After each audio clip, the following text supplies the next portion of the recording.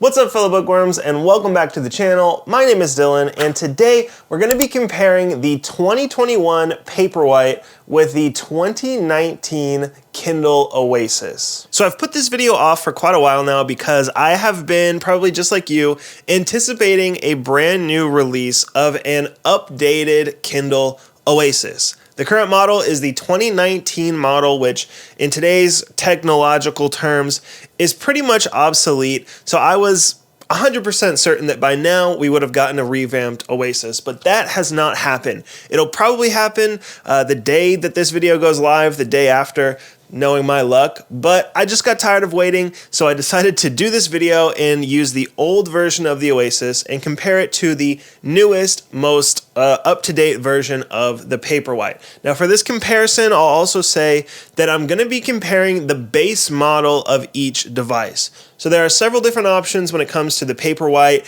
You can get the 8GB version, you can now get the 16GB version, you can get the Signature Edition, and then the same is true with the Oasis. You can get an 8GB version, I think, or a 16GB version, I think it is, with a 32GB version. You can get the cellular version. If we compared all the different versions, this video would be an hour long. So we'll stick with the base model, and you can kind of just translate this information to whatever device or version of the device rather that you're interested in. So let's start with what will probably be the most important factor when comparing these two devices, and that is price. Currently, the base model Paperwhite retails for $139.99, while the base model Oasis currently retails for $249.99. So there's about a $110 price difference between these two devices. So starting off with the Paperwhite, we see that it features a 6.8-inch display with a 300 pixels per inch resolution, meaning that your text is always going to be crystal clear no matter how small the font may be, no matter how harsh the sunlight or room lighting may be. And we also see that it features 17 front-facing LED screens, meaning that your display is always going to be bright and easy to view. This device also features something called warm light, which is honestly probably my favorite feature available across all Kindle devices. It makes it so easy to read at night. If you're unfamiliar with it, warm light is basically just where the display turns from a bright white color to a more warm, softer yellow color, which makes it really easy to read at night. It's really soft and easy on the eyes. So if you're a person who likes to read a little bit before bed, this is a must-have feature. This device also features something called dark mode, which is pretty standard across electronic devices these days. Dark mode is just where the colors invert, so the blacks become whites, the whites become blacks, and it's just another feature that makes it easy and convenient to read at night usually, or at least in a dark setting. And while we're still talking about the display on the Paperwhite, you'll notice that there is a nice flush screen, meaning that it's basically the equivalent of like a flat screen television compared to an older model of the television where you've got these extremely beveled edges. This is just one nice, flush, clean display. I personally love that. I know a lot of people actually prefer a more classic display with the more dramatic edges, but personally I love this flush display. The screen itself is made out of plastic, which is nice if you are kind of clumsy like me and expect to possibly drop this device, or if you're buying it for maybe someone who's younger and maybe just a little less careful with things. So that is something to bear in mind. Flipping the device over, you see that there is a nice hard plastic backing. Again, this is not necessarily a premium finish, but it's not bad either. The only con here that I'll mention is that smudges and oil stains and that kind of thing, oil stains from your fingers, not from a car, really tend to show up and are kind of difficult to get rid of. You really have to almost scrub at the backing if you want to get it completely nice and clean. But Admittedly, getting it completely nice and clean is something that I have yet to manage to do. Now, looking at the bottom of the device, we see that the power button is located right at the bottom in the exact position that your pinky would rest under the device if you are right-handed. This is far and away my biggest complaint about the Paperwhite, and it seems to be the biggest complaint of most users of the Paperwhite, that the power button is placed on the bottom in what is almost certainly the most inconvenient spot imaginable. I accidentally turn off the device while I'm reading it at least once or twice per week. Obviously, it only takes a couple extra seconds to press that button again and for the Kindle to reboot, but still, it is extremely annoying, and it's something that I hope that they will fix sometime in the future whenever the next version of the Paperwhite is released. Still keeping an eye on the bottom of the device, you'll notice that this device charges with a USB-C cable, which has become pretty much the standard across most electronic devices these days, so it's very convenient to take one cable when you go on vacation rather than one charger for every device. Now, looking at the actual operating system of the device, it's pretty simple. If you're familiar with the Kindle, this is going to look familiar to you. You've got the Home tab and you've got the Library tab. On the Home tab, you can view all the books that are currently available to you, books that you've already read, plus some recommendations from Kindle when they try to, sell you books and that kind of thing.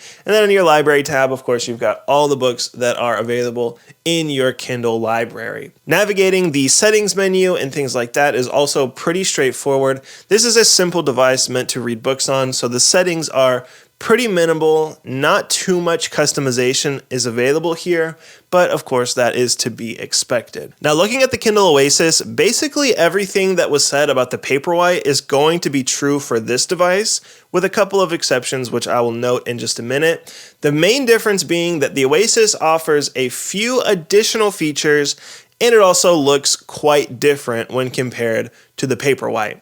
So let's start off with the differences, the things that the Paperwhite has that maybe the Oasis does not, or vice versa. So while the Paperwhite has a 6.8-inch display, the Oasis actually has a 7-inch display. Now, that's not a huge difference, but you can tell that the screens do appear to look quite different. The Oasis appears to have a more squared screen, while the Paperwhite has what appears to be a more elongated, rectangle-shaped screen. And while the Paperwhite has a plastic display and a plastic backing, the Oasis has a glass display with a nice aluminum backing. So you've got a much more premium finish on the Oasis. And then obviously the biggest difference here is that you've got page turn buttons on the Oasis, and you've also got this ergonomic grip on the back. It looks kind of wonky at first, but it really does feel good in the hand as you read. But for an even better grip, I recommend this clear plastic case. It just really helps to keep the device in place as you read and gives you just a little bit better grip while you're holding this device. Now, looking at the screen itself, the Oasis features 25 front-facing LEDs compared to the 17 on the Paperwhite. And when compared side by side, you can really see that the Oasis does appear to be significantly brighter. Now, again, both devices are going to be plenty bright when you're using them. I promise you're not going to have an issue seeing the screen of the Paperwhite, but still, it's nice to have a little bit extra brightness with the Oasis. I'm not going to start a full-blown cons list for the Oasis because that wouldn't be fair, but I am going to lump together some things about the Oasis that I don't particularly love. The first being that it still charges with a micro USB cable. This device is from 2019, and in 2019, the micro USB cable was pretty much standard across most electronic devices, so it makes sense. But in 2022, most devices are not using the micro USB cable, so you are going to pretty much need a dedicated charger for this device. So when you go on vacation, or if you leave cables maybe plugged into the back of your computer or whatever, you're going to probably need a dedicated charger just for the Oasis. Without a doubt, the biggest con of the Oasis is unfortunately the battery life. Now, I believe that Amazon is advertising up to, I think, 10 weeks charge, maybe it's 8 weeks charge on the Oasis. I think that is quite a stretch. Compared to the Paperwhite, the battery on the Oasis is terrible. The charge on the Paperwhite lasts at least twice as long as it does on the Oasis. So while the battery life is still great compared to pretty much every other electronic device, I mean, what other device can you leave uncharged for 4, 5, 6 weeks? Maybe even 10 if you've got the Paperwhite. It's still pretty poor when compared to the battery of the Paperwhite. Another thing that I would put on the non-existent cons list about the Oasis is that it is just as fast, maybe even a little bit slower than the Paperwhite. So by that, I mean when you're navigating menus, when you're searching for books, when you're even just turning the page of a book, this device is certainly not any faster than the Paperwhite, maybe even a little bit slower, but it still costs $110 more. So having made those pretty basic comparisons, I'd like to offer some final thoughts, my personal opinion about these two devices. Having owned both for quite a while now, I feel like I've learned enough about them to make a pretty fair comparison of the two. Basically, for the $110 premium on the Oasis, all you really get as of now are page turn buttons. Obviously, the Oasis is made out of more premium materials. It is marketed and intended to be a premium e-reader.